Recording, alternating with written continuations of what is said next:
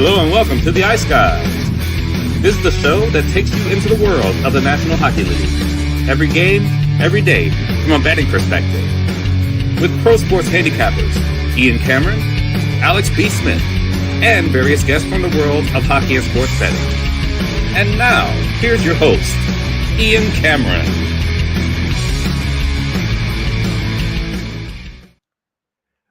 Welcome to the Ice Guys, Sunday, January 26th. Ian Cameron will have Alex B. Smith momentarily, and Mikey is back with us. He's on today. He's on tomorrow on the Monday show as well, joining us once again.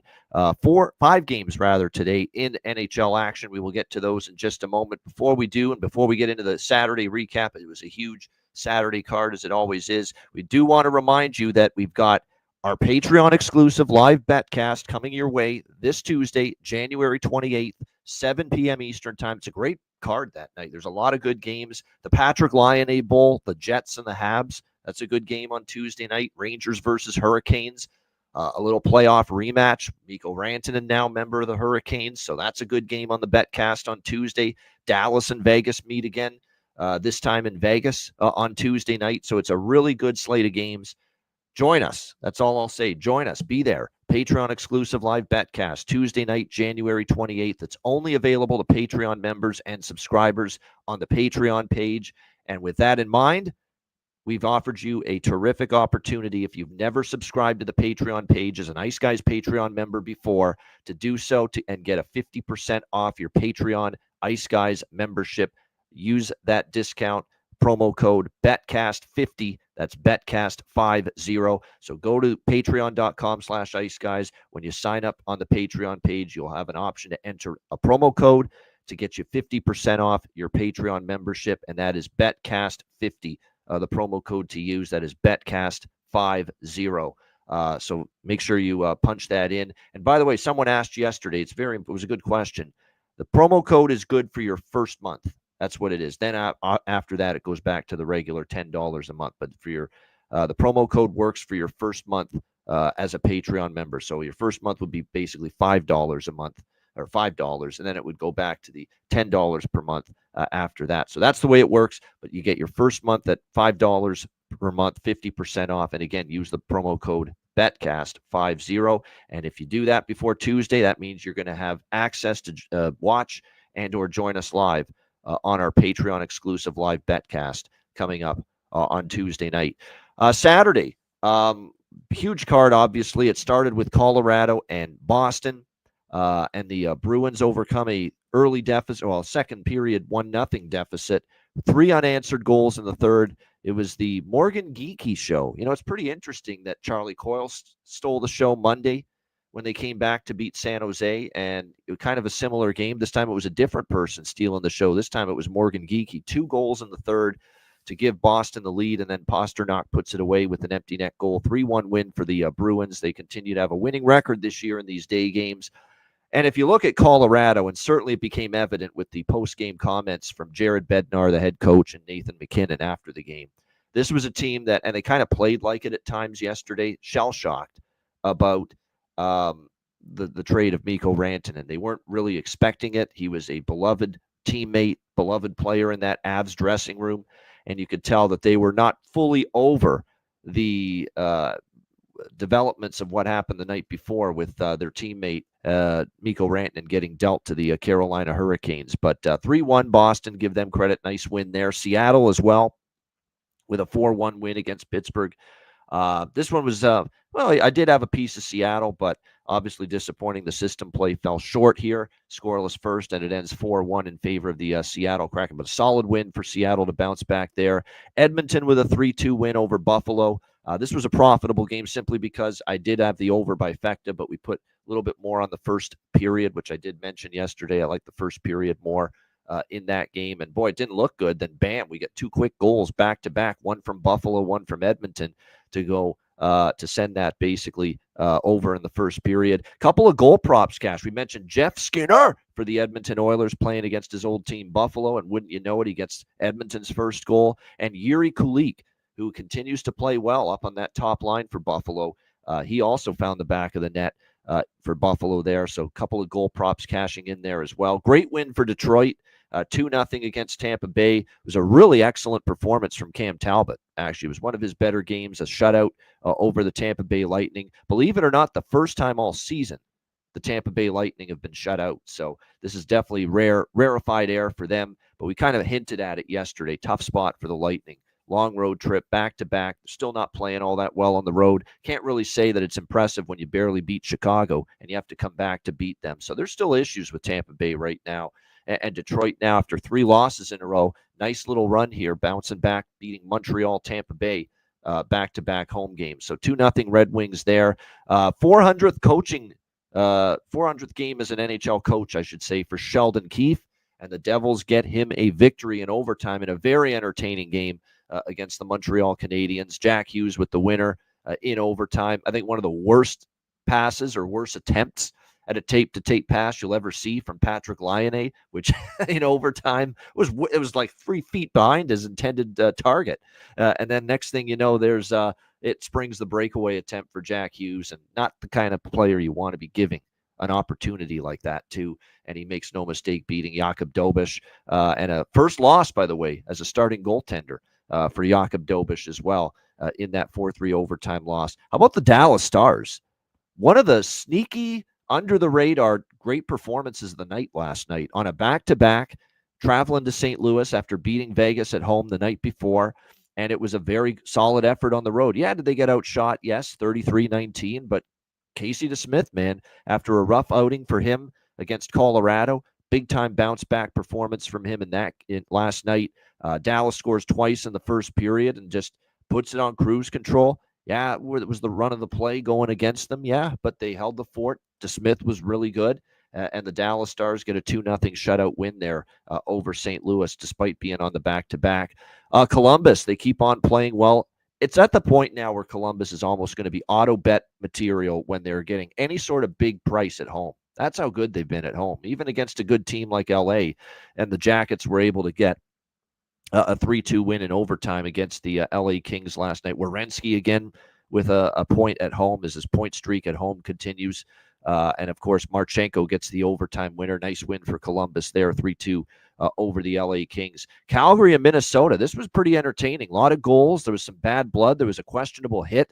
Jakub Lauko on Kevin Ball. And credit to Jakub Lauko for stepping up and fighting Ryan Lomberg. Ryan Lomberg went after him after that hit, and it was a great fight with Lauko and Lomberg. We saw a lot of rough stuff, but at the end of the day, look, Minnesota with their with all their artillery back, aside from Brodin, and now they go 0-2 since getting Kaprizov and Spurgeon back in the lineup. They lose 5-4 to Calgary. Flattering final score because it was 5-2 for Calgary. A couple of late goals there for Minnesota to make it interesting, but no, credit to the Calgary Flames, and a little bit peculiar and head-scratching that Minnesota, just as they get everyone back, they go 0-2 when they were finding ways to win some of these games without Kaprizov and Spurgeon. But Flames get a 5-4 road win there.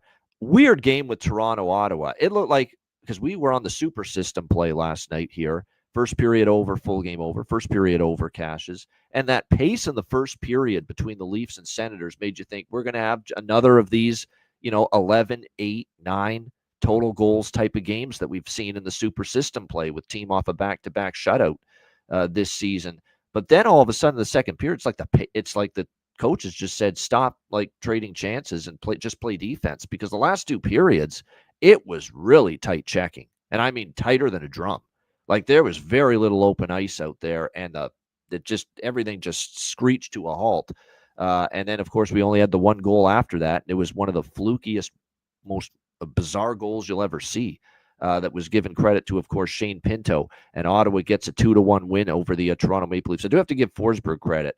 Toronto did have some chances there to tie it late, and he was pretty solid despite giving up the early goal. And the early goal for Toronto, you might ask, who was it scored by? Was one of my bargain bin special picks last night. That's right, me and Bobby McMahon. Me and Bobby McMahon. Bobby McMahon at plus. If you know that song, you know that part of that song that I just sang there. Plus 325. Bobby McMahon for the Toronto Maple Leafs, getting the bargain bin special there. New York Islanders 3-2 against Carolina. Isn't it interesting that the 2 teams involved in the big trade, both lost yesterday, Colorado and Carolina. So the new pieces don't always fit right away in the first game. And that's always something I'm warning people. Yeah, you want to think your first thought is bet on these teams. They're excited. They got new players in the lineup. Well, it doesn't always work that way. Colorado lost. Carolina lost yesterday, and the Islanders don't. The Islanders are actually starting a little bit of a win streak. Probably a little too little, too late, but they do get a 3-2 win there against the Carolina Hurricanes in overtime. Nashville, there's some real problems now with this team defensively. I mean, this is now several games in a row where they're giving up 5 goals.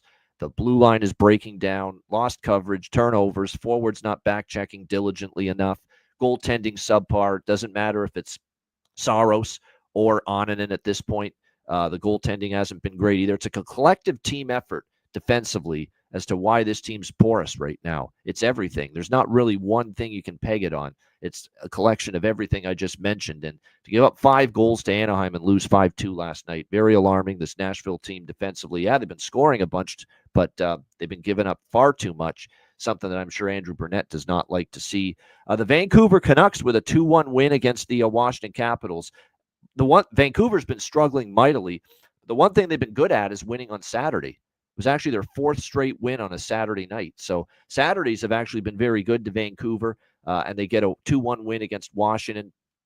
Man, it was hang on for dear life. I mean, they played a pretty solid game, and then when Pierre-Luc Dubois got the 2-1 goal, my goodness, Washington was all over Vancouver, did everything but tie that game, hanging on for dear life, but hang on they did.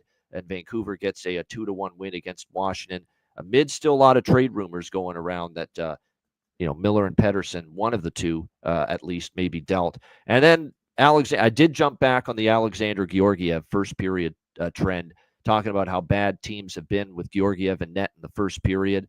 And Florida had a 3-2 lead after the first period. And then that was it for San Jose. They got the 2 goals. Florida got 3. And then Florida got 4 in the second, ended up with a 7-2 lead. And Georgiev gets pulled, of course, after the 4th goal. Askarov comes in. He really wasn't much better. But again, this is not just goaltending. This is the whole team. They've been awful, too, defensively the last several games. And a 7-2 beatdown for the Florida Panthers over the San Jose Sharks, another team having major defensive issues, the San Jose Sharks. And credit to Florida. It's been a other than the LA game, it's been a solid start to their current road trip. Mikey, after all that, what did you think of what we saw on Saturday? Yeah, there was a ton of good games. The day started off with quite a few unders, and it pretty much ended that way, except for the late games. Kind of surprised about the Bruins win. I mean, they reminded me of last year's Vancouver team in the playoffs against Nashville, just scraping by these 2-1, 3-2 type wins with not even 13, 14 shots on goal. I mean, if you told me they're going to beat Colorado and they had 5 shots in the first, 3 shots in the second, and 7 in the third, I said, you're dreaming. But we'll talk about it later when we talk about the Avs and Rangers. But what you talked about with the trade, yeah, like you said, the Avs were a little bit shook and surprised by that. Impressive win by the Red Wings. Didn't see Tampa again shut out. Didn't see Talbot. Talbot made some humongous saves. I watched the third period, and if it wasn't for him, that game could have easily been tied. So credit Talbot. Awesome performance between the pipes. Like you said about Columbus, if they're catching plus money at home, and they're beating great teams at home. That's the thing. They're not beating your San Jose's and your Anaheims. They're getting the job done against top shelf teams. So I mean, I love that Columbus bet last night. I was kind of worried when I headed to overtime, but thank God that was a beautiful overtime goal, by the way. Just that little wraparound, not the wraparound, but whoever was draping over him to get by and score. That was an amazing goal.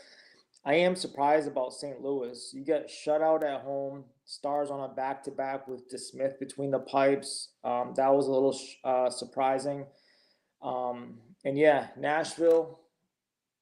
Barry Trotz cannot be pleased with what's happening defensively. I mean, it's crazy. I mean, Saros, it doesn't matter who's between the pipes, like you said, but to keep allowing 5, 6, 7 goals, and it's not even against the greatest teams, very worrisome. Just as soon you're getting lit up by like a Christmas tree by San Jose twice and Anaheim. Yeah, that's what we're talking about here. Yeah. It's terrible. I mean, just when you thought like Nashville was slowly righting the ship, now they got to worry about this. I mean, it's just not good times in Nashville. Not at all. I mean, not defensively. I mean, they actually had a win streak snapped with the they've actually been winning games, and it came to an end last night. But they've been winning, fool's gold. I mean, they've been winning by outscoring teams. But their defensive game, even in the games they were winning, was not very good, and it finally caught up to them because finally a night they only scored 2, and right now they're a team that if they only score 2, they're not going to win. Until they clean up these defensive issues that we're seeing right now. So, like I said, we'll see if they can do that moving forward. But like I said, it's been beyond bad because it's everything. It's the blue line, it's the forwards not doing a good enough job to helping out, and then the goaltending from both guys. Saros has not been good lately at all. There's bad rebound control. There was one rebound he gave up, spit it right back out there, and Anaheim buried it. You can't be giving up rebounds like that. You can't have rebound control like that. Pretty soon they're going to have to change that NHL ad that usually Saros is in. And he goes, everywhere I go, goal, goal, goal. Yeah, going in against me right now. That's the problem we're seeing right now with Nashville. Very lax defensively. And we saw it again, obviously, on display last night. Alex with us now. Alex, your thoughts on yesterday? Well, it was a busy day, and it's funny, we talk about a lot of different strategies that we look at live betting. And one thing that we talked about right as we got off the show, me and Ian and Ryan, we were talking about looking at when games kind of fall short in the first period over. We obviously we love the first period overs, different streaks, and of course the system play. We've seen that there's been and this is something I've gone back even with betting just first period overs. We always see goals quickly in the second period, within the first 5 minutes, first 10 minutes, sometimes even the first individual minute of the second period after a first period over loses. And so that's something we're going to start to track a little bit more. I may not be a system play just yet, but there are spots where that proved to be profitable yesterday. The Seattle-Philly game was one of them. There was a couple of other games, and even looking back over the last week, there's a lot of spots where if you look and see where first period overs fall short in a first period where it's 1-0 or scoreless after 20 minutes, look and see where that first goal in the second period comes. More times than not, you'll see it happen within the first 5 minutes of that second frame. So that's something that really kind of stuck out. And so that's something I was doing some research on yesterday. Another thing that was huge is we saw a lot of first period overs cash, but then we saw a lot of games kind of die down and end up going under for the full game. So I talk about this often where looking at the first period over and then coming back with a live under bet. That's something to really pay attention to now if we see this trend continue. But that was huge yesterday. I mean, it was at the 7 p.m. Eastern hour. It seemed like all those games went over the total in the first period within a span of like 30 minutes from each other. So when you have nights like that, I mean, it's fantastic, especially if you're betting all of them. But like I said, keep in mind where if you see the pace kind of die down, you see some adjustments being made by the coaches after that first period. That's when you start jumping in the second period, maybe looking at going against the grain, going with the live unders, looking at some different things. So that was the biggest takeaway from last night, was seeing a lot of these first period overs cash in, but then you turn around and see the final scores, and then it's 2-1 Toronto and Ottawa, or the 4-1 with Seattle Pittsburgh. So that's something to make a note of mentally moving forward in your capping. We are tracking this. Yesterday was the first day where we have these games where there's 0 goals, there's no goals, or there's 1 goal in the first period. And we are looking at specifically the goal in the first 10 minutes and the goal in the first 5 minutes of the second period, after a first period of 1 goal or none. And we had 3 instances of that yesterday. Only, believe it or not, on a card that big, only 3 games yesterday had 1 goal or none in the first period. Colorado, Boston, Tampa Bay, Detroit, and then late we saw Washington, Vancouver only have 1 goal in the first period. The second period in those games, all 3 of those games, we saw the goal in the first 10 minutes cash. 2 of the 3 games, we saw a goal in the first 5 minutes cash. There was a goal in the first 5 with Colorado, Boston in the second period, and there was a goal in the first 5 minutes for Washington, Vancouver in the second period. Tampa, Detroit, there was no goal in the first 5 minutes of the second, but there was one in the first 10. It was right before the 10-minute mark when Detroit made it 1-0 in that game. So this is something to look at. We might have something here 2 of the And here's 3 goal in first 5 minutes, which was a plus price at FanDuel, and goal in the first. Now, goal in the first 10 minutes in the first intermission in these games is a big price.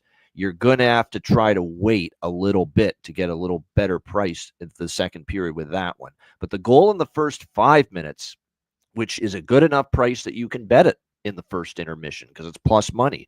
2 of those 3 games that had the 1 goal or less in the first period yesterday did have a goal in the first 5 minutes of the second period. Well, yeah, you nailed it. I was going to say there's multiple ways to attack these prices in this angle, and it doesn't have to be bets during intermission. There are a lot of books. FanDuel has both of these markets, the 5-minute and the 10-minute, active live, and it moves much quicker than first period or full game totals. I saw that that number with Seattle Pittsburgh. It was, I think, plus 225 when that goal came in the second period for the goal in the first 5 geez, minutes. I forgot that one. Seattle Pittsburgh. Yes, of course. Yeah, Seattle Pittsburgh. Yeah, so that one was actually plus 225 for goal in the first 5 minutes before that goal scored. So we're talking about some astronomical prices. This isn't waiting for even money or $1.10. You're talking about stuff starting at plus 140 and jumping to 200 within a couple minutes. But you got to be even quicker though, because keep in mind we're talking about 5 minutes into the second period. So this is a real test. For those of you who've been able to shout out to Damon Williams, I know he watches us and he's been really good with those first period lives. This is something to even sharpen your tools a little bit further, because you got to be really quick. This is where having a good internet connection, having a good cable or wherever you're watching a TV connection and everything synced up well, because you're talking about seconds literally, but the profits are certainly worth it. Yeah, they are. So that's 4 games then yesterday with a goal or less in the first period. 4 games. All 4 of them, there was a goal in the first 10 minutes of the second period after 0 goals or 1 goal in the first. All 4 of those games had a goal in the first 10 in the second period. 3 of the 4 had a goal in the first 5 minutes. So you're looking at 4-0 gift second period and 3-1 GIF, GIFF, goal in the first 5 second period. So we're on to something here. Let's see today. We've got 5 games in the NHL. Do we see first periods with 0-0 or 1-0? If we do, this potential emerging system is in play. Let's keep on looking at it. Let's keep on tracking it and potentially keep on trying to profit from it. So again, 5 games today. You do this yourselves, everyone listening and watching as well. 0-0 first period or 1-0 first period. That is when this system triggers right now. And that's when you look at your goal in first 10 minutes, goal in first 5 minutes of the second period markets. And as Alex mentioned, FanDuel has them. Let's continue to monitor it. Let's continue to track it, because, man, we might be onto something here. Absolutely. And two things before we get on to what today's games, but I want to make note. One, as Chris Otto mentioned in the chat, yes, his charts for second period totals are very valuable in setting up these parameters in plays too, because like I said, we're also talking about with live, if you like first period overs and it falls. If you like first period unders, then you can start targeting these things pregame. That's why we mentioned about how you can go first 5 minutes and bet that pregame at a FanDuel or a DraftKings, and then you can look live at goal in first 10 minutes when that price comes down. So there's a number of ways you can attack this. We will have more written up about this on the Patreon page, patreon.com/iceguys. I'm working on a little article. We're going to talk about this and a couple of other things as well. So that will be posted on the Patreon page. And I'll give you a primer for this. We'll talk about System Play 1 and do a little recap of that as well. All of that will be in the article, and that'll be posted by tomorrow over at patreon.com/iceguys. Yeah, that's always another way I've looked at it in the past too. You could look at over 5.5 after a 1-0 or 0-0 first period. I find those are a little bit more hit or miss, erratic as far as the results are concerned. This is we're specifically interested in that goal because that's what we've noticed. That's what made us start to track this yesterday. It's that how many times do we see 1-0 in the first or a scoreless first, and bang, there's that goal in the first few minutes of the second period. It's uncanny. It's unreal how often it happens. And that's what got us thinking, you know what? Let's start looking at this here. A 1-goal first period or a scoreless first period. Let's see how often we get a goal in the first 5 or first 10 of the second period. And for all 4 games yesterday with a goal or none in the first period, All 4 of those games had a goal in the first 10 minutes in the second, and 3 of the 4 had a goal in the first 5 minutes in the second. So that's what there's some hope here that we found something. We've unearthed a gem here potentially, and we'll continue to monitor this daily moving forward. See how it does. 5 games today. Will begin with a game that's coming up top of the hour, 1 p.m. Eastern time. Rangers hosting the Colorado Avalanche. We've got the Rangers minus 130, home favorites, 6 the total, shaded to the under in this game. Nothing really. I mean, other than maybe a little bit of interest in the draw. We did see this game go to overtime in Denver just recently between these two teams, and the Rangers could have won that game. If you remember, they were up 2-1, and then all of a sudden there's the Avalanche tying it with a Arturi Lehkonen goal with a minute 13 with the extra attacker. Minute 13 left in the third. Devon Taves got the overtime winner. 5 straight meetings have gone past regulation with the Avs and the Rangers. 6 of the last 8 have gone past regulation as well. So the draw to me is worth a bet. Nothing really other than that. I actually lean Rangers, believe it or not. Revenge spot. They've won 4 of the last 5. I didn't love anything. None of those comments from Bednar and McKinnon, guys, after that game were bet on quotes, talking about how shell-shocked they were that Mikko was traded. It almost like they're still trying to come to grips with that, and they kind of played like it yesterday against Boston. Now they're on a back-to-back and another early start game here on the road. So it's a Rangers or pass for me, but, not running away minus 130, 35 with the Rangers. So it's just a lean. The draw, though, is worth a bet to me. How can it not be with 5 straight games that have gone past regulation head-to-head with the 2 teams?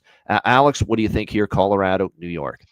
Yeah, that's a hell of a stat. So rolling with the draw here, and just kind of shopping around for prices. I'm seeing plus 325 at Bet Online. So that might be your best bet there, either Bet Online or BetMGM. But yeah, the draw is the only thing I like here. Like I said, Avalanche, like I said, still kind of time, take some time to gel. Once they do get, I think things in order, though, this should be an improvement for Colorado. The offense looked good yesterday. Like I said, they had their ups and downs. And Boston's kind of a tough team to play, especially in the daytime, as we mentioned. But I think Colorado, like I said, the pace was good with them. Rangers, getting better, and once again another team that's strong at home during the day. So I don't want to take anything with the side. Just going with the draw. Maybe look for a total during the game. All right, there you go. Good stuff. Mikey, what do you like here? Avs, Rangers.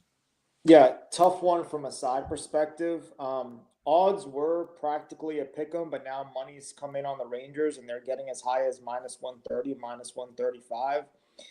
Colorado, they've hit a skid, 3-game losing streak, only 4 wins in their last 10 games. But the losses have come against the better teams in the NHL. Boston, Winnipeg twice, Minnesota, Edmonton. All the losses were pretty much close games. It's not like they were getting blown out. I know one of the games they were shut out 3-0, but it was a close game. Rangers, on the other hand, it looks like they're back into form and how they should be playing. Points in 10 straight games for the New York Rangers. Last time they lost in regulation was January 4th. Igor looks great, 1 goal allowed in his last 3 starts. So you have a Colorado team that's hit a bit of a skid. You have a hot Rangers team and a Rangers team that just lost in overtime against Colorado last week. And that was a game they should have won. So it sounds like a bet to make on the Rangers, but I'm not doing it. For one, I never seem to be on the right side of the Rangers, backing them or fading them. It's just not a team I get a good read on. But I don't want to bet against Colorado. They're obviously not happy with how they've played. Sounds like the whole room was shocked about the Mikko trade. Some reports were saying that they haven't seen Bednar and McKinnon looking this down in the dumps in a couple of years. So I'm sure the vibes may not be at the top at the moment in Colorado, but it's a business. It's been a couple days. The shock and awe wears off, and it's business as usual. Igor has been great between the pipes against Colorado, 940 save percentage, 2.08 goals against average. Blackwood, this is interesting. 10 goals allowed in his last 3 games. So he might be coming back down to earth a little bit after 12 straight games where he allowed 2 goals or less. He's also seen the Rangers quite a bit given his time in New Jersey, and his numbers aren't good against them. 8.92 save percentage, 3.49 goals against average. Now, a lot of that I know you guys have talked about it. It had to do with New Jersey not being really that great defensively in front of him. And he did just face the Rangers last week and he played well. So to make a long story short, this is a tough one, so I'm going to have to pass. For me, from a side perspective, it is tricky. Like I said, I think I would bet the Rangers before the Avs, but I don't like the price. It is Colorado off 3 straight losses, so I expect them to play hard. The draw to me is the much superior option here for 5 straight meetings that have gone past regulation. So we'll see how this one plays out. As far as props are concerned, it is Blackwood and Shesterkin. I just want to point that out. We do have that as the confirmation of the goaltending matchup here in this game. And then as far as props are concerned for Colorado, it looks like Bednar again giving Natchez the spot with Drouin and McKinnon. There's a lot of Avs fans frustrated with Drouin. Well, get used to him. You're gonna have to see, he's gonna have to produce. Rantanen's gone now. Drouin's got to be the one to step up there on that line. Natchez may need a couple of games, but like I said, you got to see what they can deliver, and they're going to have to now for this team. Juuso Parsonen's the one that I think there's some good value with because he's up on the second line right now for the Colorado Avalanche. We'll see if he can maybe chip in. I would probably look at maybe Kaliev here. The fourth line, we saw them make an impact in the last game for the New York Rangers, but Arthur Kaliev is someone that has now scored in 2 of the last 5 games. So maybe interested in a shot with him down the lineup just a bit here. Woody in this Woodpecker's one. Back, by the way. Miles Wood. Oh, there he is. Miles Wood is back, and that's big. Like he's an important cog for them. I like that. I like the nickname. Yeah. Miles Wood back on, and they're putting him on the fourth line. I know only, but still, his forechecking prowess, you miss that when he's not available to you, and definitely. Yeah, Will Cooley as well, Rich. Good call. 2 goals in the last 3 games. He might be worth a look, too, for the Rangers. But don't go crazy on goal props. I could see this being low scoring. And by the way, series history with these 2 teams, pretty crazy. 6 straight unders, Avs versus Rangers. We'll see if that continues here this afternoon. All right, Utah and Ottawa. This is a late afternoon game, 5 p.m. Eastern.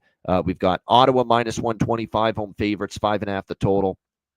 Nice win for Ottawa last night, obviously beating a very good Toronto Maple Leafs team, their rivals. I'm sure it was ultra satisfying considering the Leaf fans seemed to absolutely take over Canadian Tire Center last night. So to be able to send them home with a loss must have felt good. We'll see how they fare here in this one. But yeah, 5-0 in the back-to-backs. You're right. Ottawa's been good in the back-to-backs. So and to me, I like what I'm seeing from them, so I'm not betting against them. But even though they've been good in back-to-backs lately, as Terry Ray Vegas has said, it's a big win last night against a rival. You do worry about a slight letdown. Utah with the rest advantage coming off a 5-2 loss Friday night at Winnipeg, which snapped a 3-game win streak. We'll see if they can bounce back here in this one. Earlier this year, Ottawa went to Utah way back in October and shut out the Utah Hockey Club 4-0. Karel Vejmelka in net for Utah in this game. Looks like Mikhail Sergachev actually may be back. He's been upgraded to game time decision for today. And of course, he's missed the last few games. Would be a huge boost to the Utah Hockey Club on the blue line. Ottawa, of course, still dealing with some injuries. Josh Norris out, Nick Jensen on the blue line.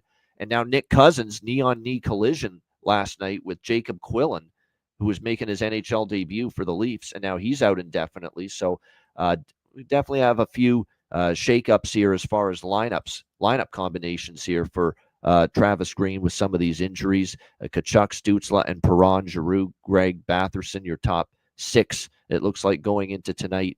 Probably going to have to call someone up because as of after last night's game with Cousins getting injured, I believe they're a forward short on their roster, so they may have to call someone up. You look at series history between these two, or you look at Utah, obviously 3-1 their last 4 games. Ottawa's been playing well. How about 9-1 to the under for the Ottawa Senators in their last 10 games? They have certainly been an under machine. I would expect Levi Merilainen to get the start here with Forsberg last night. You would expect it to be Merilainen here this afternoon because Linus Ullmark just isn't ready yet to return to the lineup, so we'll see. But I expect that to be the case in this one. I don't have much here. I'd lean under, actually, believe it or not. I mean, if Ottawa can't go over the total in the super system play, last night off back-to-back shutout losses. I'm not running to bet another Ottawa over. Let's put it that way. Alex, what do you think here? Utah, Ottawa. This game's a pass for me. Like I said, Ottawa's just been kind of this has been a rough team offensively. Utah hasn't been much to write about either. It's just been kind of a team that I've struggled just betting with late. So, when you have two teams you're not comfortable with, you just move along. So it's pass. Sometimes that's the best thing to do. Mikey, what do you think here? Utah, Ottawa. I was hoping people would keep betting Ottawa, so maybe we can get more of a plus price on Utah, but it looks like the opposite is happening, and now Utah went from plus 110 to even money. Which Ottawa team are we going to get? That's my question, because I don't know. Of course, they were going to show up. Of course, they were going to show up last night at home, Saturday night versus Toronto, division rival. That was obvious. But what about today? You're off a big 2-1 win last night. Now you play another game tonight, non-conference opponent. Seems like a letdown spot, but can they afford a letdown spot? Probably not. This Ottawa team has been shut out 5 times in the month of January. So it's not like the offense went off last night either. I crunched the numbers on Ottawa's offense in the month of January. They're averaging 1.8 goals per game. And Utah was stingy with the goals allowed before allowing 5 to Winnipeg last game. So I don't know if Ottawa's offense is going to get going either. As far as the back-to-back Ottawa record, I have it at 5-3, over under 0-7-1. Ottawa back-to-back games. They alternated wins and losses on back-to-backs for the first 6 games, but they did win their last 2, like Terry Ray said. So this is a tough one. I'm gonna have to pass. It is a tough one. There are a couple props, though, I do like. Like I said, Perron has value on the top line. Ridley Gregg maybe on the second line. Parlay Pinto, we saw him get the game winner last night for Ottawa. And then on the Utah side, Logan Cooley, potentially for them, maybe able to step up. He's been pretty solid for the Utah Hockey Club of late. Josh Doan is someone that, he's been up there on the second line for a while, but really hasn't been, producing like we maybe thought he would. He's got just the one goal against Montreal. Since his call up, he's played 8 games now with the Utah Hockey Club with just the one goal. I think eventually he'll pop one, but like I said, with Duclair scored finally last night for the Islanders. It's kind of like the Duclair syndrome for me. I want to see Josh Doan find the back of the net, then maybe we'll start betting his goal props after that. All right, we move along to the next game here. Calgary, Winnipeg, coming up tonight. The rest of the Sunday games, I believe, are all evening games. This one is at 6 p.m. Eastern. We've got Winnipeg minus 260, home favorites, 5.5 the total here in this game. Calgary, 5-4 win last night as they take care of business against the Minnesota Wild. Pretty impressive considering, like I said, Minnesota got everybody minus Brodin back a couple games ago. But Calgary was able to get the job done, 5-4 over the Minnesota Wild. Back-to-back situation now. For the Calgary Flames as they roll in to Winnipeg here to take on the Jets. The Jets coming off a 5-2 victory against Utah. And it's worth noting there's some similarities between that game and this game. Winnipeg, when they played Utah Friday, they were avenging a loss to the Utah Hockey Club. Earlier in the week, they lost 5-2 in Utah. And then they bounced back. They beat Utah at home 5-2 by that same score Friday night. Same thing here. Calgary rolled into Winnipeg just 8 days ago, last Saturday, and beat Winnipeg 3-1. Flames getting the victory with Eric Comrie in net. So now you got the Jets in revenge mode here. I can see them getting the job done here in this game, but just a question of, where's the value? You're talking about a minus 240 favorite here in this game. As far as that's concerned, it's not exactly outstanding optimal value. Maybe the first period puck line I sprinkle a little bit on, plus 130. Price isn't bad. Necessarily with that. The regulation minus 144. I'd like it to be a little bit, cheaper than that, but kind of that's the way I would look at it in either of those fashions. You could do Flames team total under too, because that might be the best option when you're talking about these games where Winnipeg's the bigger favorite. I'm going to repeat what I said on Friday prior to the with the analysis of the Utah Winnipeg game. Go and look at all of Winnipeg's victories, recent victories. 5-2, 3-2, 2-1, 6-1, 3-0, 5-2, 3-0, 4-2, 5-2, 5-0. And then before that, December 17th, their win against San Jose was 4-3. So basically every victory for Winnipeg since December the 21st, every victory for Winnipeg since December 21st, they have won 4, 5, 6, 7, 8, 9. They've won 10 games, Winnipeg, since December 21st. Every one of those games, the opponent has scored 2 goals or less. Every single one of them. 10 straight Winnipeg wins since December 21st. The opponent has been held to 2 goals or less. So if you like Winnipeg in this game, we mentioned doing it Friday night. Bet a Utah team total under 2.5 Friday night. If you did, you cashed. That's probably what you do here. You know, you take Calgary team total under 2.5, minus 140. I don't love that price, I will admit. Minus 140 with Calgary team total under 2.5. But that's the way to bet Winnipeg right now when they're these bigger favorites, because when they win, it's by shutting down the opponent. And again, 10 straight Jets victories. They've held the opponent to 2 goals or less. We'll see if that continues today, assuming they emerge on the winning end of it. Alex, what do you think here, Flames Jets? Yeah, like I said, big inflated price. I'm gonna take a shot with the draw. I'm seeing a plus 370 at Bet Online. That's quite high. So I think that's worth a play here. Like you said, if you like Winnipeg, yeah, just go with those team total unders. That's been a profitable look, and that's something that we have to start looking at a little bit more. Just team totals in general, unders and over. Cashed an easy over yesterday with the Anaheim game, so that's something I'll be looking in more. Sometimes not necessarily fading a team, money line as a big dog, big favorite, just backing them team total. So lean to that team total under with Calgary, but I like to draw a little bit more. And by the way, three of the last 4 wins for the Jets over the Flames, they've held the Flames to 2 goals or less as well. So it fits with the series history as well. That most of the time when Winnipeg has beaten Calgary, they've been able to hold the Flames to 2 goals or less. And very important to note, we've got the weaker goalie for Calgary and the better goalie for Winnipeg. Last week, we saw the weaker goalie for Winnipeg, the better goalie for Calgary. You know, so it's reversed. It's Vladar Hellebuck. It was Wolf and Comrie last Saturday when it was Calgary and Winnipeg. What do you think here, Mikey, with this one, Calgary-Winnipeg? Yeah, Calgary is 1-4 this year on back-to-backs. Over/under is 1-4. Given that Calgary won last night and Calgary's bad back-to-back record this season, and given that they just beat the Jets last week, it seems like a good spot to take Winnipeg, similar to how I felt about the Rangers today. But the price, don't like it, and I'm not really interested in puck line or regulation. The Flames are playing decent recently, 3-game win streak, and during that span, they're averaging 4.3 goals per game. I don't think they'll get there today, but we'll see. These games are generally tight affairs, which is one of the reasons I don't want to mess with the puck line or regulation. 6 out of the last 10 finished 3-1 or 3-2. Maybe if Calgary strikes first, I'll consider taking a shot with Winnipeg live, but unfortunately, it's another pass for me. Yeah, I know. A couple of these games are just not the greatest. I mean, the tricky spots and or the prices aren't great. This game's a different story. We've got Minnesota and Chicago. Minnesota Wild minus 190, road favorites, 6 the total here in this game. I don't know how many people had Minnesota 0-2 with Kaprizov, with Spurgeon, their captain, back on their bingo card. But here they are, Minnesota 0-2 in 2 games since getting those guys back, losing to Utah and Calgary at home. We'll see if they can bounce back. They're on a back-to-back here in this game. Chicago is a very simple team to handicap. We've seen very good starts from this team. We've seen good efforts in the first 20 minutes. Look at the Tampa game the other night.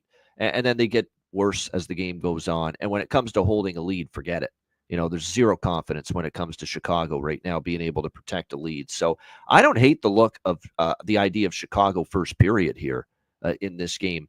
Tonight, Sunday night home game here at the United Center. See if they come out firing here against, obviously, division rival. So maybe a first period look, but can you trust them for the full game? Probably not.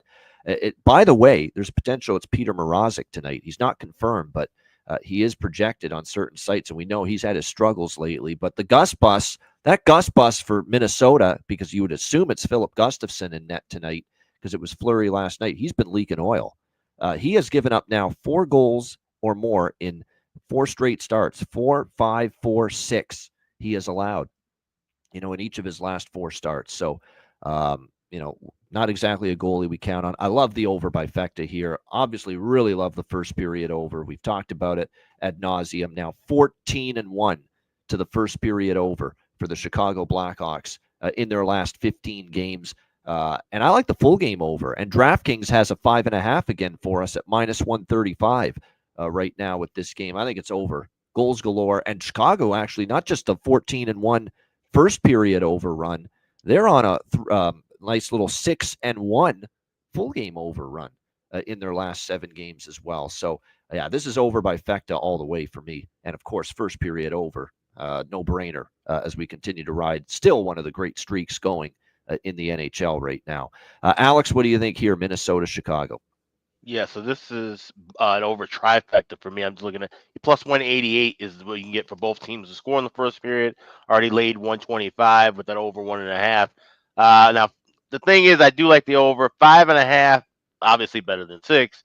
But at 134, I'll wait a little bit and try to grab the minus $1.20, $1.15 in game just a couple minutes into the contest. But definitely liking goals in this one. Like I said, it's more likely Mrazek and Gustafsson, so 2 goalies you can't trust. Also, keep in mind Seth Jones and Alec Martinez both missed practice yesterday with illness. So if there's a little flu bug going around, and those are 2 of your arguably best defensemen outside of Vlasic, that's going to also hurt the Hawks. And like I said, with Mrazek being just absolute shell of himself right now, I could see this game getting out of hand quickly. So over trifecta, love goals in this game. I also have 2 parts of this game in a 3 leg parlay. That's what I'll be talking about for my my bargain bin later on. Yeah, definitely issues right now defending for the Chicago Blackhawks. It's been this way now for a handful of games. And obviously, when you look at the blue line, I will say this, though. I know they got lots of injuries. Connor Murphy's still on IR. Seth Jones has struggled. But he's still a veteran presence. And Alec Martinez would be missed, obviously, clearly, if he doesn't play. So they're thin as can be on the blue line if they have all these guys out tonight. And look, I like Del Mastro long term, and Crevier has shown a little something. We like Alex Vlasic, and I like Nolan Allen too. Nolan Allen is someone that the Blackhawks can build upon. I mean, Panger's been singing his praises on the Chicago broadcasts lately as far as his play. But like I said, it's still putting these guys in positions with some of these injuries to play minutes they're still not quite ready for just yet at this stage of their young careers. So that's the issue the Blackhawks are probably going to have to overcome moving forward with that, again, banged up, shorthanded, depleted blue line that they've got going at the moment. Mikey, what do you think here? Wild Blackhawks. Minnesota back-to-back record this year, 2-5. Over-under is 1-6. So we're seeing a theme here with the teams that are on a back-to-back over-unders. You have Ottawa over-under 0-7 back-to-backs. You have Calgary over-under 1-4 back-to-backs, and now you have a Minnesota team over-under 1-6 back-to-backs. However, first period over 1.5, full game over 5.5 for me. I'd love to back Minnesota here. It's a series they've dominated. It should be a get-right spot for them to get out of the lull they're in, but the price is too high, and you have a Chicago team that's off 2 tough overtime losses that they should have probably won. So I do like the over 5.5, even though the series is heavily towards the under. And the amount of goals that Minnesota and Chicago have allowed lately, you think this is a right the ship defensively type of game. And given the big under series, it's tough. But just like you said, Gustafsson, he's been very leaky. But then I looked at how he does against Chicago. He's been so good, 4-0 and a 1.7 goals against average. So he's actually done very well against Chicago. But recent form, we should get Mrazek between the pipes. I mean, the only way to go in this one is the over 1.5 in the first period and the full game 5.5. Yeah, I mean we are stepping in front of some strong under trends. The series history, the Minnesota back-to-back, strong under trends. So that is mildly concerning. But like I said, there's nothing that can take me off a 14-1 run to the first period over with the Hawks. And the full game over to me with the way the goalies are playing. I think it's 5.5 cheap. Terry Ray Vegas posted the quote from John Hines yesterday, which I think that's pretty interesting because I know we're not the biggest John Hines fans, just historically from what he's done. when I see this is really concerning because this is how he lost Nashville in that locker room quickly. We remember how quickly he lost New Jersey. If this ends up becoming a thing now, this skid could go on a lot longer. They lose here tonight against the Hawks, a team that they've dominated in the regular season for a long time. This could be the start of some serious issues. That's a bizarre thing to say. Let's be honest. That's a bizarre thing to say. And he kind of hinted at that to lose these games the last couple. Yeah. Wait, but he hinted at that even before last night. He was kind of saying of how he said, the energy level is different between home and road, as if like they're not playing hard at home, which is obviously historically not usually the case with the Minnesota Wild. They're always usually a better team at XL. So I don't know that 2 days, two games with some interesting quotes from Hines. Yeah. Well, let's see with how now the question is, it's one thing to say it. It's another thing to see how the team responds to it. Of course. Here tonight, of course. And that's what we're going to see tonight. So this will be on actually. I'm obviously look, the main screen in my Casa de Cameron here is going to have the AFC Championship game on, obviously, but I will have Minnesota Chicago. We'll have the hockey on the other screens. We'll have a little Rick Ball going in the on the side there. Like I said, that's a very interesting. It's actually suddenly an interesting game because Chicago's actually been competitive and blown some games, and Minnesota's trying to figure out now how to win now that they got healthy, and they're supposed to be better with everyone back, and they haven't won these last 2 games with key players like Kaprizov and their captain Jared Spurgeon back. All right, final game. This is your Stanley Cup Final 2023 Stanley Cup Final rematch. Florida and Vegas. We've got the Vegas Golden Knights minus 125 home favorites. The total here sitting at 6 shaded to the under here in this game. Of course, the Florida Panthers continuing this pretty long road trip that they have had.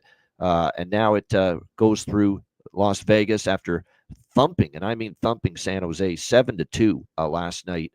They beat Anaheim to start the trip 5-2. They lost to LA 2-1. The TNT game on Wednesday, and then, of course, the 7-2 win last night. They go back home to face LA on Wednesday after this. So this is a dubious spot for Florida. They've played well on this road trip, 2 wins in the 3 games on the road trip. They are 3-2 in their last 5 games overall. We'll see how they handle this matchup here. These teams played back in October down in Florida, and it was a 4-3 Panthers overtime victory over the Golden Knights in that game. It looks like tonight we don't have goalies confirmed, but we saw Bob last night, which means we're going to probably see the knight in shining armor here, Spencer Knight, get the start here on the back-to-back for the Florida Panthers in this game. Meanwhile, for Vegas, we saw them lose 4-3 in Dallas on Friday night. We'll see if they can bounce back from that in this game. We don't have goalie confirmed yet, so I would think Aiden Hill, but it hasn't been confirmed as of yet, so we'll have to wait and see on that. It feels like a Vegas spot. It does. It really does, because you got Florida at the end of the trip. They just thumped San Jose last night. Is focus going to be there? They get to go home after this. You know what I mean? It's just these are the spots I'm a little leery of betting on a certain team. We'll have to see if Vegas can maybe take advantage of this now. Off a loss, too, so Vegas should be ready to go here.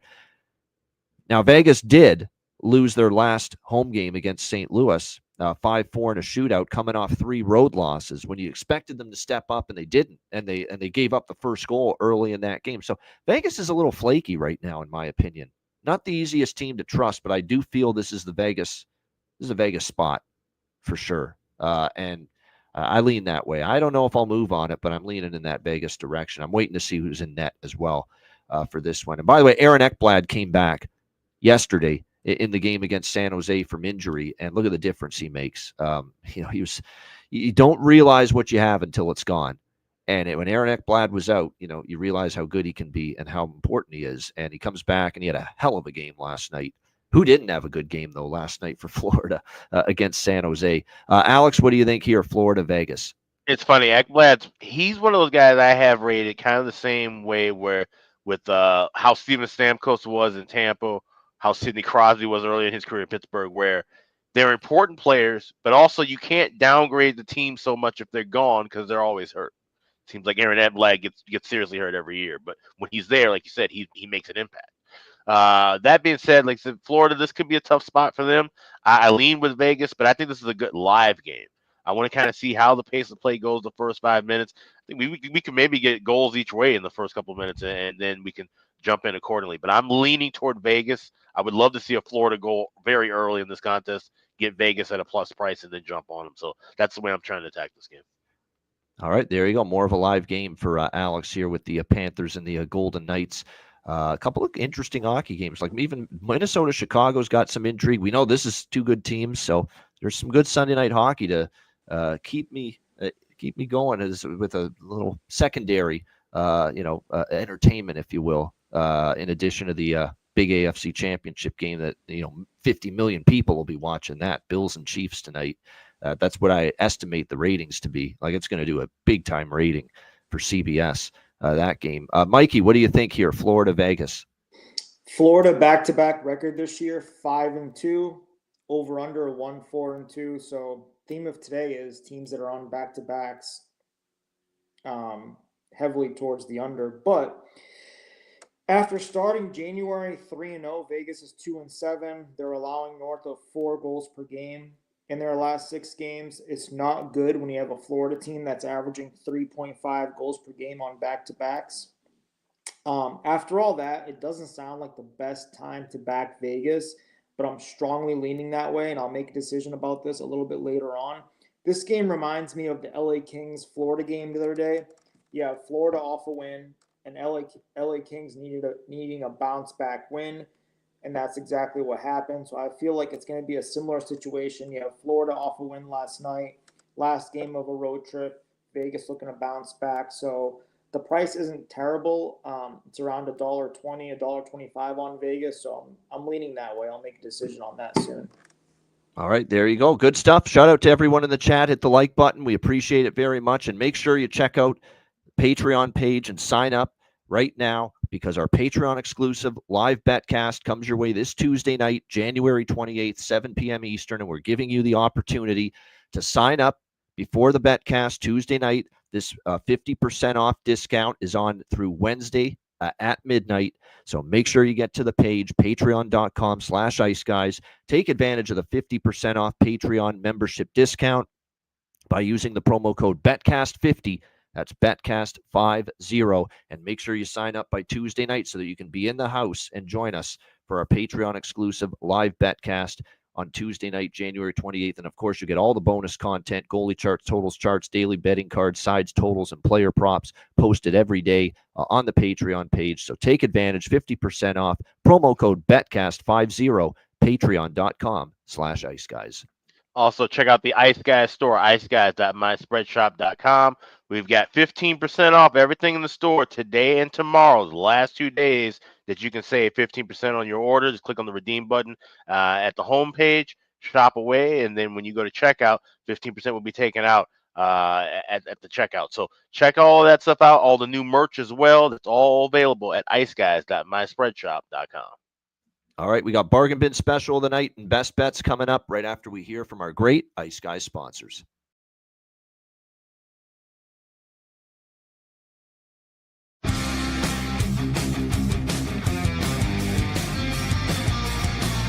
Support for the Ice Guys podcast is provided by Boston Hemp Incorporated, Tailgaters Social,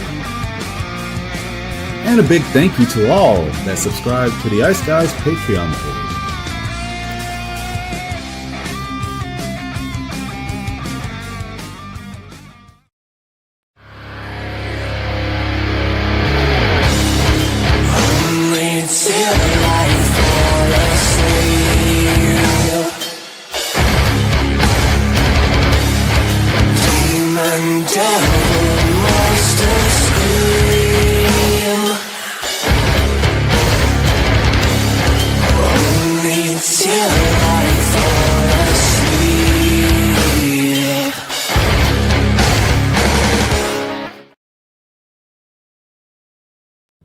Everyone loves a perfect pair. Bacon and eggs. Thunder and lightning. Mario and Luigi. A hot dog with fries. Ian and Alex B. That's right. Everyone loves a perfect pair. So why not pair up your game nights with Boston Hemp? From exotic flower to concentrates and edible products. You'd be hard-pressed to find a better pairing than Boston Hemp and hockey. Check them out today at bostonhempinc.com. That's bostonhempinc.com. Boston Hemp Incorporated, the official smoke sponsor of the Ice Guys. Void where prohibited by law. Not available outside of the United States. Must be 21 or over to obtain products. Check your local regulations to see if Boston Hemp is available in your area. Shout out to all our great sponsors, including Boston Hemp Inc. Get 20% off all orders on the website using the promo code ICEGUYS at bostonhempinc.com. All right, bargain bin special of the night. We got one last night. Me and Bobby McMahon for the Toronto Maple Leafs getting it done. See what we've got for an encore here tonight. But first, as always, we start with Alex. What do you like here tonight, Alex, with the bargain bin special? So for those of you who watched the show last year, you remember that on Championship Sunday, I did a 3-team parlay, and it cashed through. We had Christian McCaffrey in the NFC title game for a touchdown. We had Travis Kelce in the AFC title game for a touchdown. We had the first period over in Seattle and Columbus. So I have 2 3-leg parlays for Championship Sunday. Both of them include Saquon Barkley of the Philadelphia Eagles to score a touchdown in the NFC title game, Philly against Washington. Josh Allen anytime touchdown, Buffalo against Kansas City. And then the third leg is Hawks Wild, first period over 1.5. And then for the second leg, in the other parlay, Tyler Bertuzzi anytime goal. So you can get those plus 376 for the one with the Hawks Wild first period over. That's available at BetMGM. Barkley, Allen, and Wild plus 376. Barkley, Allen, and Bertuzzi anytime goal plus 879. Available at BetMGM. You can also find plus 807 at FanDuel. So those are my 2 bargain bin specials. We're going with 3-leg parlays, both including Josh Allen and Saquon Barkley touchdowns. One leg having the first period over in Hawks Wild. The other one having Tyler Bertuzzi anytime goal. There you go. I like it. A little bargain bin parlay. Bargain bin special parlay for Alex B. Smith. A cross-sport bargain bin special parlay on this conference championship NFL Sunday. Mikey, I will give you a Super Bowl pick, by the way, in terms of who I think's winning the 2 games today. We'll give you a couple things on that in a moment. Mikey, bargain bin special. What do you like? Anytime goal, Sam Bennett plus 330. He's found the back of the net 3 times. Last 3 games, he's faced Vegas, second line center, second PP unit. He's also been shooting a lot lately, especially the last 5 games. Sammy is averaging 4.8 shots per game in his last 5. He's also scored twice in his last 3 games after going 20 straight without a goal. So Sammy might go on a small tear here in the next few games. So I have him anytime goal at plus 330.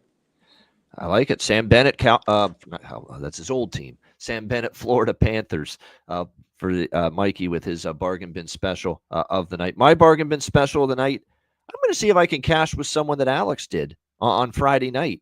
Frank Nazar, Chicago Blackhawks, plus 480 at FanDuel. I like a situation like this. He's on the top line with Mr. Bedard. He had actually struggled to find the back of the net, but he finally pots one Friday night against Tampa Bay. And it's amazing how that can just get your confidence going again. And the monkey's off the back. You play a lot more relaxed, and wouldn't shock me to see him go on a bit of a run. He's a really good player. He's playing, obviously, with a guy that can make anybody look good in Connor Bedard. So clearly, Frank Nazar, I think that's great value. Playing with, obviously, a guy like Connor Bedard at plus 480 at FanDuel. We'll take Frank Nazar here for the Chicago Blackhawks for my bargain bin special of the night. All right, best bets. Alex, what do you like for best bet? You got downtown St. Paul against the west side of Chicago. Wild versus Blackhawks. We're going with that first period over 1.5. You get minus 118 at FanDuel. That's the best price available. So keep riding with this Hawks first period over trend for the best bet on Sunday. There you go. Chicago, Minnesota, first period over for Alex. Best bet. Mikey, what do you like here for best bet? Yeah, I don't know if we're allowed to be on the same thing, but this slate is very tough, especially from a side and total perspective. The answer is yes. Okay. So I'm on the same thing as Alex. First period over 1.5 in Chicago. I think that's the best bet for all the games today. The answer is yes, because it's happened before. The answer is also yes, because that's my best bet, too. We've got a clean sweep, folks. A rare 3-way consensus. Best bet. Minnesota, Chicago over 1.5 here, which means it's probably staying under. But I'm kidding, of course. But But yes, Minnesota, Chicago, first period over 1.5 minus 120. Look, let's not kid ourselves. I think we all think it's probably the best bet on the board here. 14-1 to the first period over here for Minnesota and Chicago. So Wild Blackhawks over 1.5 minus 120 first period for best bet. And A hey, clean sweep, consensus best bet on the show today. All three of us. if it stays under, you guys know what to do now. Go on first 5 minutes, go on first 10 minutes live. Yeah. That's what we're talking about. No, exactly. No doubt. Quickly on the football, and I'll get your thoughts. I'll start with this, though. I'm going Commanders versus Bills Super Bowl. We're going back in time. I'm being a little bold with it. Obviously, Washington, this is usually the round when a team with a rookie quarterback, sometimes they hit the wall here in this championship round. But, man, Philly with Jalen Hurts banged up with the knee issue, that concerns me. With the way they let the Rams hang around last week, that concerns me. With the way they suddenly let a team run against them, with Kyron Williams getting over 100 yards rushing for the Rams last week against them. With a run-heavy team like Washington, who has Robinson and obviously Daniels can run the ball from the quarterback spot. Like I said, Washington to me is live in this game. And I'm certainly going to take 6.5 points with them in what I think is a very competitive game. So, like I said, I think Washington can hang. There's some things I'm not liking with Philly. Now, the concern for Washington is how do you handle Barkley? Because Barkley's going to get that ball a ton today, and the run defense is a little weak for them.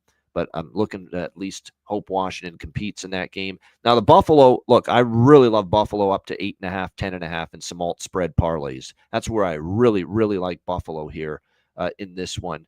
But I think the Bills have a chance, and sometimes franchises do. And as I said, check out, by the way, there's still some time before the games start, Ian Cameron's Football Frenzy. We recorded it on Friday. And we did it with two CFL starting quarterbacks, two current CFL starting quarterbacks, Trevor Harris, Davis Alexander, as well as Philip Nelson, who played college ball and pro football for a little bit. They all joined me. We broke down the games. What I said on that show, I'll repeat it here about the back-to-back Super Bowl champions getting back to the conference championship game the third year. We have seen 3 previous times where a back-to-back Super Bowl champion has gotten back to the conference championship game. All 3 of those teams lost in the conference championship game. The last time it happened was the 1994 Dallas Cowboys. Troy Aikman, Michael Irvin, Emmitt Smith. They had won the Super Bowl in 1992. They had won the Super Bowl in 1993.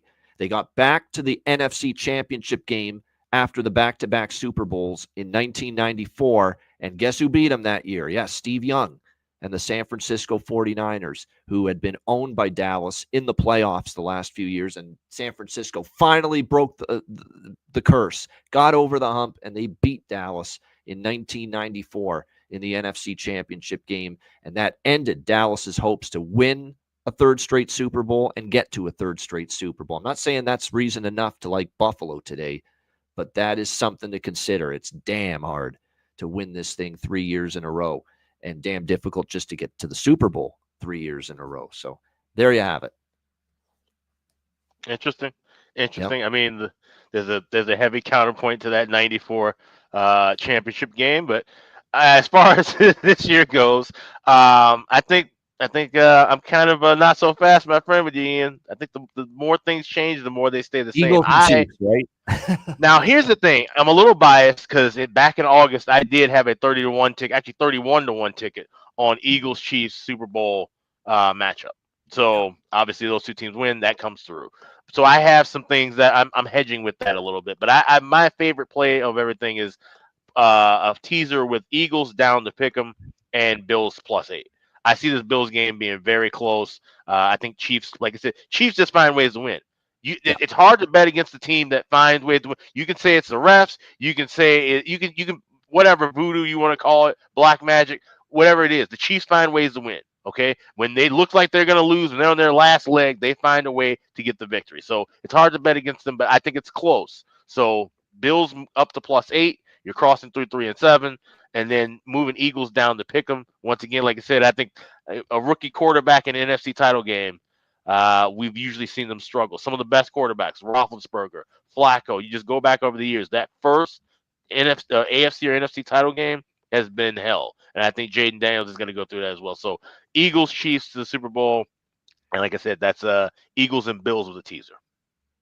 There you go. So like I said, I don't want to be like the Eagles certainly can win. There's no doubt. And there's a young Washington team. Maybe they meet their maker today, but I love the spirit and the gumption and certainly the no fear of Jaden Daniels. And we'll see if that is on display again here. Mikey, any thoughts from you on the NFL conference championships? Yeah, I locked in Washington +6, and I'm glad I waited a day or two after the lines came out because it went from 4.5 to 6. So I think that's a great line on Washington. So I am on +6 for Washington. I love Mahomes over 4.5 rush attempts at -114.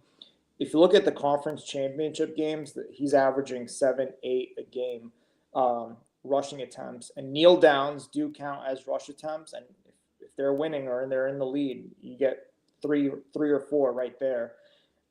Look out for Xavier Worthy. Apparently he's had a bone to pick with Buffalo because they passed on him and they traded his pick or whatever for the Chiefs, so he's been talking about having a bone to pick with him. Anytime touchdown is a pretty good price on him. I think Eckler is going to have a big game. He disappeared in one game against Philly, and he popped off in the other one. So Eckler receptions and receiving yards, I think, is going to go off today.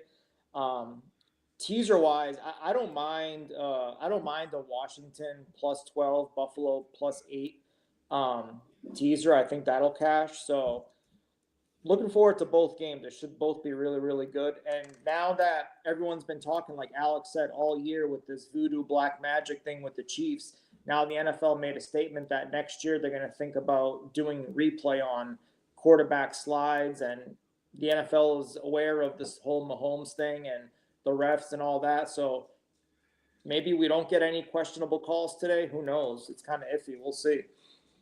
Yeah, no doubt. There we go. Not a lot of people thrilled if the Chiefs are in the Super Bowl, or the Eagles for that matter. I'd rather chew glass, Ryan says, than have to see the Eagles and Chiefs in the Super Bowl. Oh yeah, I mean, yeah, I would as a fan of football, I would love to see it be Washington Buffalo, but you know, no doubt, exactly. 2-0 Colorado. Wow, early fast start here for the Colorado Avalanche against the New York Rangers. Clearly in a little bit better mental frame of mind to play hockey today than yesterday when it looked like they've had some time to digest the rant. The Rangers out clubbing last night.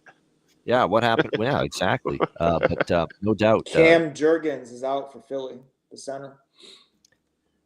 Yeah, that's significant. And look, that offensive line, I felt Hurts was under more duress last week than I expected. And credit to Jared Verse and Braden Fisk and the Rams pass rush, but I didn't expect that to be the case. But again, you got to give credit to the pass rush there of the Rams for making a difference there. All right, there you go. That's our looks at the big football games today. We're looking forward to it. Big day of football, big day of hockey. We thank you for joining us. Mikey is back for one more show tomorrow on Monday, back to 2 p.m. Eastern, by the way, for the show tomorrow. So make sure you're aware of that. And again, the Betcast Tuesday night, make sure you take advantage of the Patreon membership discount. 50% off, Betcast 50, Betcast 50. Patreon.com/Ice Guys. And look at that. The Rangers get one back. And it's 2-1 now. So, wow, holy shit. Goals galore early in that game. Maybe look for a live under. Yeah. It could be, but there you go. 2-1 Avs.